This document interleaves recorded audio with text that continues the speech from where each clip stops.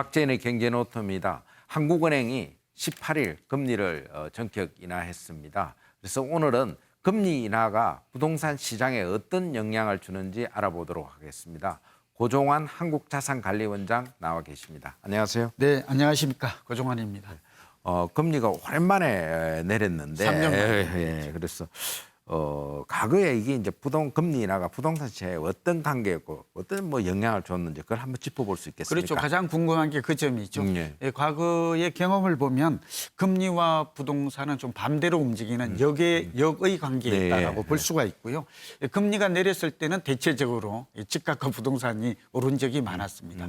그래서 이번에도 이제 금리가 인하되니까 부동산 시장이 다시 오르니까 이런 기대감도 많아지고 있는데 다만 현재는 실물 경기가 좋지 않아요. 이주열 한국은행 총재도 우리나라 예상 경제 성장률을 한 2.5%로 낮춰보지 않았습니까?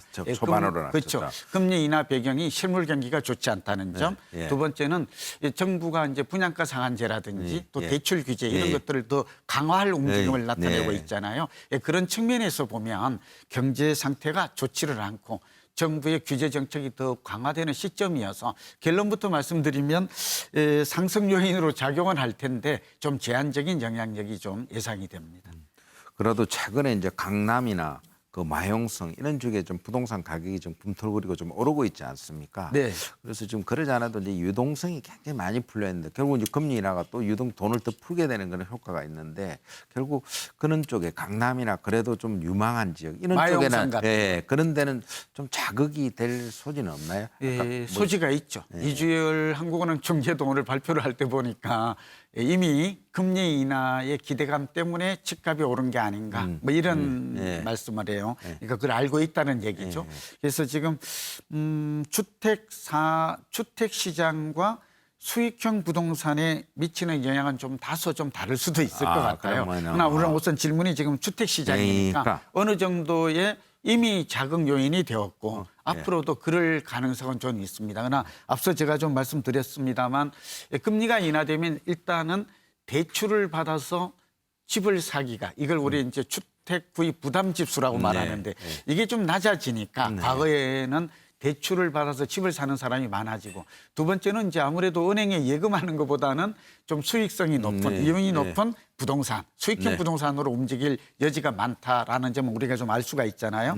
근데 앞서 제가 좀 설명드렸습니다만 당장 이것 때문에 집값이 다시 크게 오르는 그런 일은 예상하기가 어렵습니다. 다만 신규 분양 시장이라든지 이런 중소형 이런 새주택에 대한 이러한 수요는 다소 좀 증가할 여지는 있어 보입니다. 그 수익형 부동산 이쪽은 그래도 좀 영향을 줄 가능성이 있는 거 아닙니까? 네, 가장 큰 영향을 받는 게 수익형 부동산입니다. 수익형이라고 그러면 우리가 주로 이제 임대 수익형을 말하잖아요. 물론 이제 정확한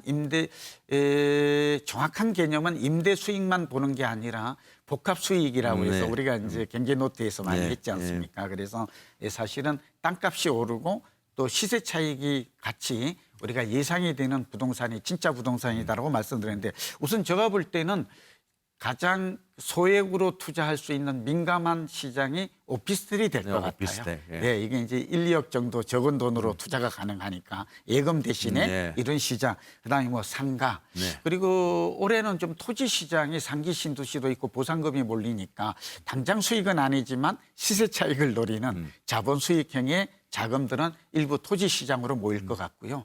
그다음에 이제 꼬마 빌딩이라고 해서 자금력이 좀 있는 분들은 재건축을 사기에는 좀 부담스럽잖아요. 그러니까 꼬마 빌딩 그러니까 제가 볼 때 연간 임대 수익률이 4 내지 5%가 예상되는 그런 수익형 부동산으로는 다소 시중 부동 자금이 움직일 여지는 커졌다라고 분석이 됩니다. 아까 이야기하려다 말았는데 그 아파트 이제 분양가 상한제 이제 김현미 장관도 그 하겠다. 예고가 돼 있고 그래서 아까 대출 규제라든지 이 추가 이제 부동산 규제까지 지금 이제 이야기가 되고 있는데 이게 지금 어떻게 시장의 영향이라든지 또 수요자 입장에서는 어떻게 이거 대응을 해야 되는 건지. 그렇죠. 지금 막 상반된 정책들이 여러 가지로 지금 나오고 있죠. 그러니까 금리 인하됐죠. 또 국토부는 지금 분양가 상한제를 시행하겠다라는 걸 이미 예고가 된 상황이고요. 여기다가 또 돈줄을 좀 부동산 시장으로 더 막아야 되겠다. 이제 시중 부동자금이 뭐 1,100조가 넘으니까 네. 여기다가 금리 인하까지 겹치게 되면 네. 이 정말 부동산 시장에는 경제만 좋다면 정말 난리 날 수 있는 그런 상황인 네. 거거든요. 네. 예, 그런데 저는 개인적으로 볼 때 실소유자 입장에서는 지금까지의 그 스탠스를 크게 변화시킬 모멘텀은 아니라고 봐요. 그러니까 저는 세 가지를 말씀드리고 싶어요. 무주택자나 실수요자, 그러니까 집을 구매하려고 하는 분들은 이미 주택 시장은 고점 상태에 있기 때문에 기존 주택보다는 신규 분양 시장을 노리는 것이 네. 이번에 금리 인하에도 불구하고 이거는 여전히 유리하고 가장 효과적인 전략이 될 것이다.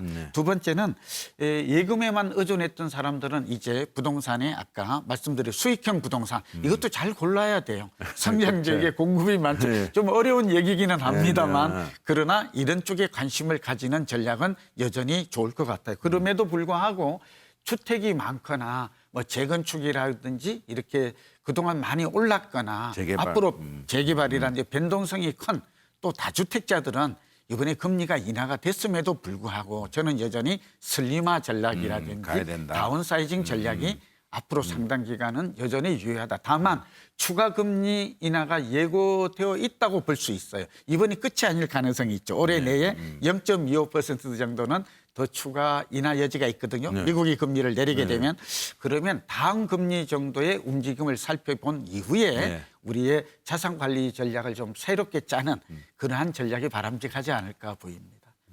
오늘 좋은 말씀 감사합니다. 네, 감사합니다.